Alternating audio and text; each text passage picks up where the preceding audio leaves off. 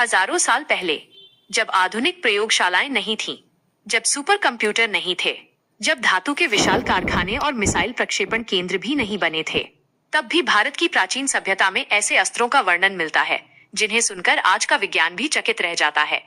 ये केवल पौराणिक कथाएं नहीं हैं। इन कथाओं में छिपे संकेत प्राचीन भारत के उस ज्ञान की ओर इशारा करते हैं जिसे हमारे ग्रंथ दिव्य अस्त्र कहते हैं। महाभारत, रामायण और अनेक पुराणों में इन अस्त्रों का विस्तृत वर्णन मिलता है। लेकिन असली प्रश्न ये है, क्या ये केवल कल्पना थे या फिर किसी अत्यंत उन्नत वैज्ञानिक समझ के प्रतीक? ऊर्जा और चेतना का संयोजन। दिव्य अस्त्रों की कहानी शुरू होती है मंत्र, ऊर्जा और चेतना के अद्भुत संयोजन से।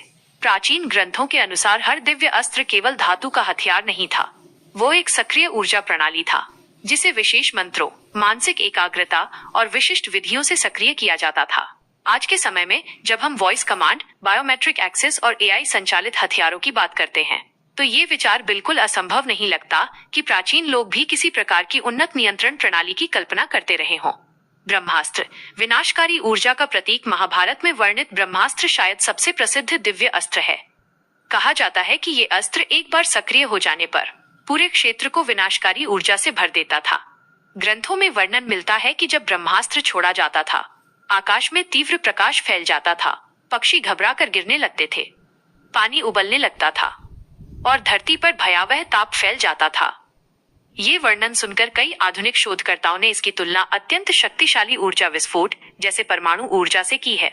लेकिन यहाँ एक महत्वपूर्ण बात है, दिव्य अस्त्र केवल शक्ति का प्रदर्शन नहीं थे, उनके उपयोग के साथ कठोर नैतिक नियम जुड़े थे।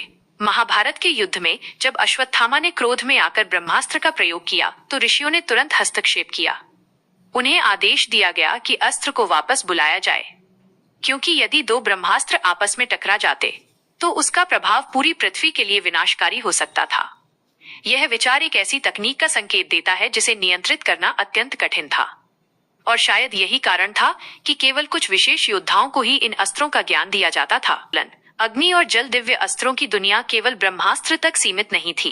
प्राचीन ग्रंथों में अग्न्यास्त्र का भी उल्लेख मिलता है। यह ऐसा अस्त्र था जो अग्नि की भीषण ऊर्जा उत्पन्न करता था। इसके विपरीत वारुणास्त्र पानी की शक्ति का प्रतीक था। जब अग्न्यास्त्र का प्रकोप बढ़ जाता तो वारुणास्त्र उसे शांत कर सकता था। ये विचार केवल युद्ध रणनीति नहीं है, ये प्रकृति की शक्तियों की गहरी समझ को दर्शाता है।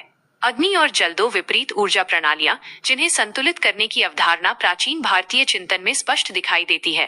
दिव्य अस्त्रों के साथ सबसे रहस्यमय पहलू था उनका सक्रियण तंत्र। ग्रंथों के अनुसार हर अस्त्र एक विशिष्ट मंत्र से जुड़ा होता था। मंत्र केवल शब्द नहीं थे, वे ध्वनि, कंपन और चेतना का संयोजन माने जाते थे। आज आधुनिक विज्ञान भी यह स्वीकार करता है कि ध्वनि तरंगे पदार्थ और ऊर्जा को प्रभावित कर सकती हैं। सोनिक टेक्नोलॉजी, अल्ट्रासाउंड और वाइब्रेशनल फिजिक्स इसी सिद्धांत के आधुनिक रूप हैं। संभव है कि प्राचीन ऋषि ध्वनि और कंपन के प्रभाव को गहराई से समझते रहे हों। शक्ति और संयम का दर्शन। रामायण में भी भगवान राम को विश्वामित्र से अनेक अस्त्रों का ज्ञान प्राप्त हुआ था। इनमें इंद्रास्त्र, नारायणास्त्र और पाशुपतास्त्र जैसे अस्त्र शामिल थे जो लक्ष्य के अनुसार अपनी शक्ति को अनुकूलित कर सकते थे। आज की भाषा में कहें तो ये किसी स्मार्ट वेपन प्रणाली, स्मार्ट वेपन सिस्टम जैसा विचार लगता है। लेकिन इन अस्त्रों की सबसे महत्वपूर्ण विशेषता थी उनका नियंत्रण।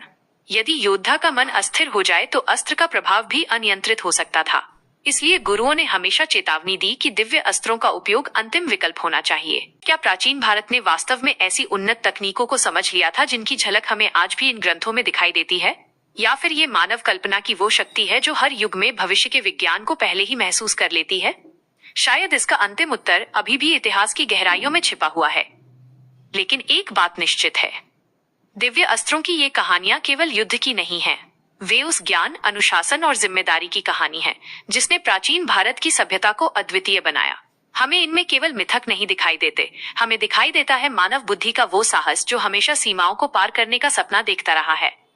एक तथ्यात्मक दृष्टिकोण। आधुनिक इतिहास और पुरातात्विक विज्ञान, आर्कियोलॉजी के अनुसार हमारे पास प्राचीन काल में परमाणु हथियारों या उन्नत मिसाइलों के भौतिक प्रमाण नहीं है, इसलिए विज्ञान इन्हें प्रतीकात्मक, सिंबॉलिक मानता है। हालांकि ऊर्जा, ध्वनि और नैतिकता को लेकर जो दार्शनिक समझ इन ग्रंथों में है वो आज भी पूरी तरह से वैज्ञानिक और सत्य है।